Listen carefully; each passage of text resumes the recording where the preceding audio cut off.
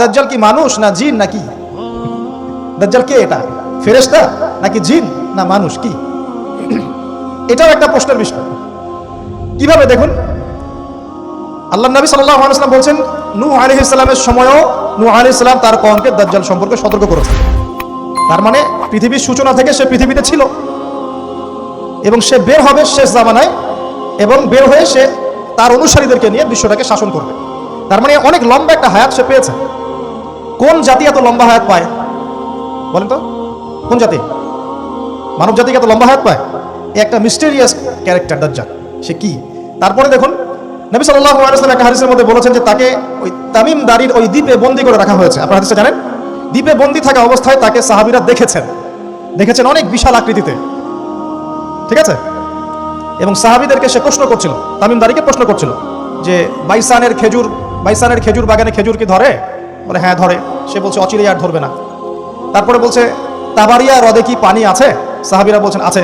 বলছে অচিরেই পানি থাকবে না। তোমাদের ওই উম্মি নবীর কি খবর?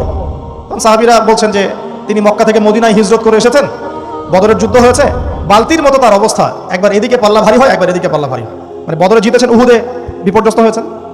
তখন এই ব্যক্তি বলছে যে তোমাদের জন্য উত্তম হবে ওই ব্যক্তির অনুসরণ করা। দাজ্জাল এই কথা বলছে, তোমাদের জন্য উত্তম হবে ওই উম্মি নবীর অনুসরণ করা। তখন সাহাবীরা জিজ্ঞাসা করছেন আপনি কে? তো সে বলছে যে আমি হচ্ছি দাজ্জাল, আমাকে অচিরেই এখান থেকে মুক্ত হওয়ার অনুমতি দেওয়া হবে, তখন আমি এই পৃথিবীটাকে শাসন করব। এইখানে সাহাবীরা দেখে আসছেন, যারা দেখে আসছেন তারা পরে ইসলাম কবুল করেছেন। তখন তারা মুসলিম ছিলেন না, খ্রিস্টান ছিলেন। কথা বুঝতে পারছেন? আর এখানে আমরা তাকে একটা বিশাল দেহি দেখলাম শিকল দিয়ে বন্দী। আবার নবী সাল্লাল্লাহু আলাইহি ওয়াসাল্লাম একদিন মদিনার মধ্যে উমর রাদিয়াল্লাহু আনহুকে নিয়ে হাঁটছেন, সহিহ মুসলিমে আছে। খবর পাওয়া গেল যে মদিনায় একটা যুবক ছেলে আছে, ইহুদি মায়ের সন্তান একটা যুবক ছেলে, যার চুলগুলা কোকড়ানো, চোখটা একটু ফোলা, যার আলামতগুলো দাজ্জালের সাথে মিলে যাচ্ছে। তখন নবী সাল্লাল্লাহু আলাইহি ওয়াসাল্লাম ওমর ইবনে খাত্তাবকে নিয়ে ওদের বাসায় গেলেন। দেখলেন খেজুর বাগানে সে বসে আছে, মনোযোগ দিন। এবার নবীজি গিয়ে বললেন যে তুমি কি দেখো? সেই ছেলেটা বলছে আমি আরশ দেখি। আরশ বোঝেন? সিংহাসন। কোথায় তোমার আরশ? সেই ছেলে বলছে পানির উপরে। কোথায়? পানির উপরে। নবীজি বলছেন তুমি তো তাহলে শয়তানকে দেখো। নবীজি বলছেন তুমি কি বিশ্বাস করো যে আমি শেষ নবী? সেই ছেলে বলছে আপনি কি বিশ্বাস করেন যে আমি নবী? কি বুঝতে পারছেন কথা আমার? নবীজি বলছেন তুমি কি বিশ্বাস করো যে আমি শেষ নবী? সেই ছেলে বলছে আপনি কি বিশ্বাস করেন যে আমি নবী? ওমর রাদিয়াল্লাহু আনহু তরওয়ালের খাপ খোলা সারা, তিনি বললেন যে ইয়া রাসূলুল্লাহ অনুমতি দেন, এর গর্দানটাকে নামাই দিই, বেয়াদব, আপনার সাথে বেয়াদবি করছে। তখন নবী সাল্লাল্লাহু আলাইহি ওয়াসাল্লাম বললেন দাহু ইয়া ওমর, তাকে ছেড়ে দাও। যদি সে সত্যিকার অর্থেই দাজ্জাল হয়ে থাকে, তুমি ওমর তাকে হত্যা করতে পারবে না। কেন হত্যা করতে পারবেন না? কারণ দাজ্জালের নিহত হওয়া লেখা আছে ঈসা আলাইহিস সালামের হাতে। কার হাতে? ঈসা আলাইহিস সালাম যখন আসবেন এই প্যালেস্টাইনের বাবে লুদ নামক জায়গায় দাজ্জালকে মারা হবে। ঠিক আছে কথা? তাহলে ওমর তুমি তাকে হত্যা করতে পারবে না। আর যদি সে দাজ্জাল না হয়ে থাকে, নিরপরাধ মানুষকে হত্যা করে কোনো লাভ নাই। এখানে চান্স নেওয়া হলো 50-50। এক হাদিসে আপনি দেখছেন নবীজি বলছেন নূহ আলাইহিস সালাম তার কওমকে দাজ্জাল সম্পর্কে সতর্ক করেছেন। এক হাদিসে নবীজি বলছেন সে বের হলে 40 দিন বিশ্ব শাসন করবে। প্রথম দিন 1 বছর, দ্বিতীয় দিন 1 মাস, তৃতীয় দিন 1 সপ্তাহ, বাকি দিন আমাদের মতো। আরেক হাদিসে নবীজি বলছেন তামিম দারি দেখে এসেছে তাকে কোথায়? দ্বীপে বন্দী অবস্থায়, সে ছাড়া পাবে অচিরেই। আবার এখানে নবী সাল্লাল্লাহু আলাইহি ওয়াসাল্লাম মদিনাতেই একটা যুবক ছেলেকে দাজ্জাল মনে করে ইনভেস্টিগেট করলেন। আপনার কাছে কি সাবজেক্টটা সহজ মনে হচ্ছে না কঠিন? খুব সহজ কি না কঠিন? চিন্তা করতে হবে কি হবে না? এতই জটিল একটা ক্যারেক্টার। শুধু তাই না, নবীজি আরো বলছেন সে যখন বের হবে 4টা জায়গার কথা পাওয়া যাচ্ছে হাদিসে, 4টা জায়গা কোত্থেকে বের হবে। এখানে কিন্তু নবীজি মদিনাতে তাকে খুঁজলেন, ইনভেস্টিগেট করলেন। আবার আরেকটা হাদিসে নবীজি বলেছেন সে যখন বের হবে শেষ জামানায়, তখন মক্কায় ঢুকতে পারবে না, মদিনায় ঢুকতে পারবে না। আপনারা হাদিসটা জানেন না? আলেমরা তো জানেন। মক্কাতেও ঢুকতে পারবে না, মদিনাতেও ঢুকতে পারবে না। খোলা তরোয়াল নিয়ে ফেরেশতারা দাঁড়িয়ে থাকবেন। আবার সেই নবী মুহাম্মদ সাল্লাল্লাহু আলাইহি ওয়াসাল্লাম মদিনাতে এই ছেলেটাকে দাজ্জাল ভাবছেন, ইনভেস্টিগেট করছেন। তার মানে তারা সতর্ক ছিলেন। এই ছেলের নাম ছিল ইবনে সাইয়্যিদ। কি নাম? ইবনে সাইয়্যিদ, নাম মনে রাখবেন। এর একটা বিস্ময়কর ক্যারেক্টার। আবার সেই নবী সাল্লাল্লাহু আলাইহি ওয়াসাল্লাম বলেছেন শেষ জামানাতে দাজ্জাল বের হবে খোরাসান থেকে। কোন জায়গা? খোরাসান বলতে কোন জায়গা? এটা মূলত এর হার্ট হচ্ছে আফগানিস্তান, এর পাশে যে বেলুচিস্তান, এই যে উজবেকিস্তান, ইরানের কিছু অংশ, এই পুরো জায়গাটা, শুধু একটা দেশ না, পুরো জায়গাটা এর হার্ট হচ্ছে আফগানিস্তান। খোরাসান থেকে বের হবে। আরেক হাদিসে নবীজি বলছেন সে ইস্পাহান থেকে বের হবে। কোন জায়গা? ইস্পাহান এখন ইরানে। ভৌগোলিক বিষয় যখন তখন চেঞ্জ হয়ে যায়, হয় কি না? আগে কি ইরাক এরকম পার্ট ছিল?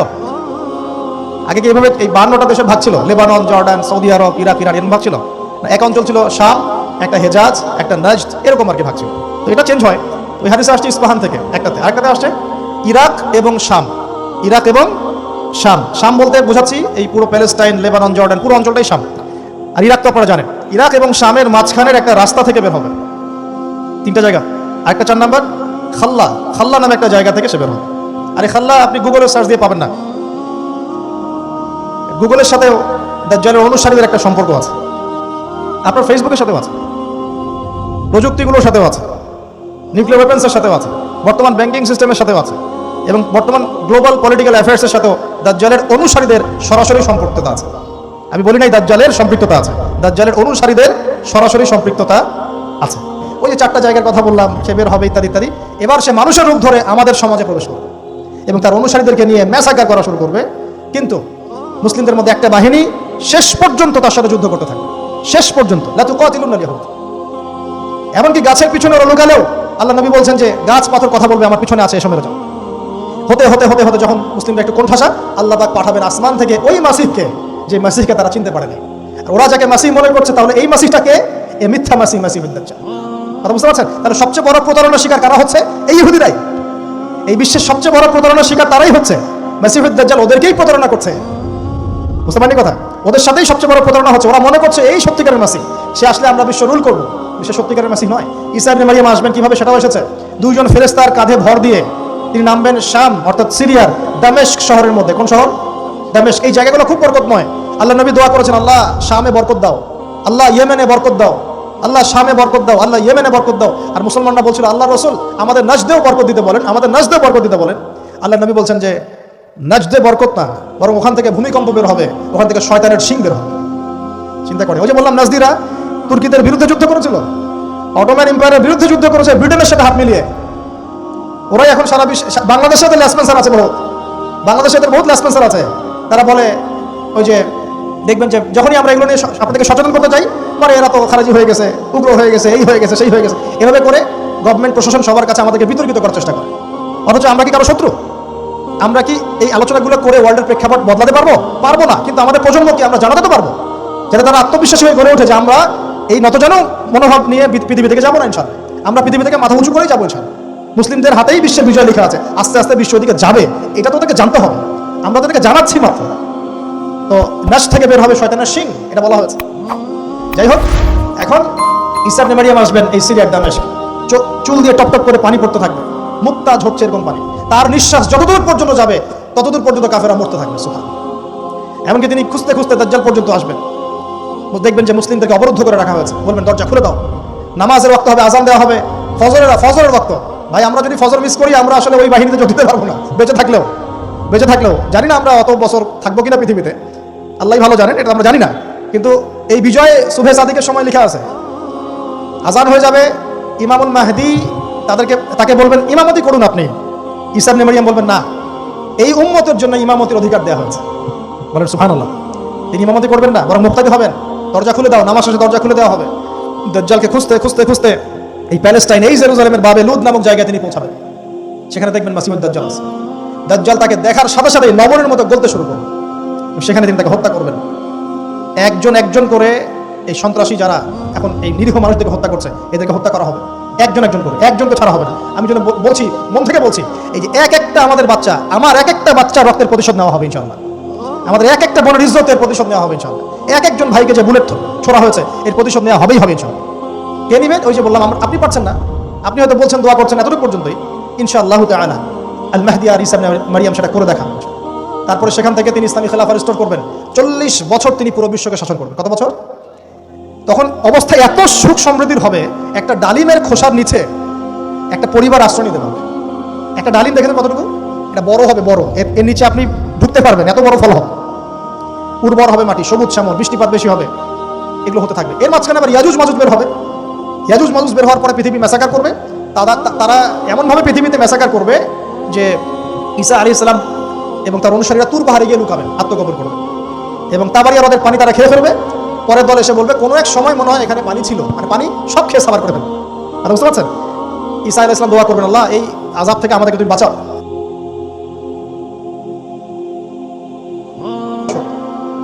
এরপর 40 বছর এভাবে চলে যাবে, ঈসা আলাইহিস সালাম ইন্তেকাল হবে।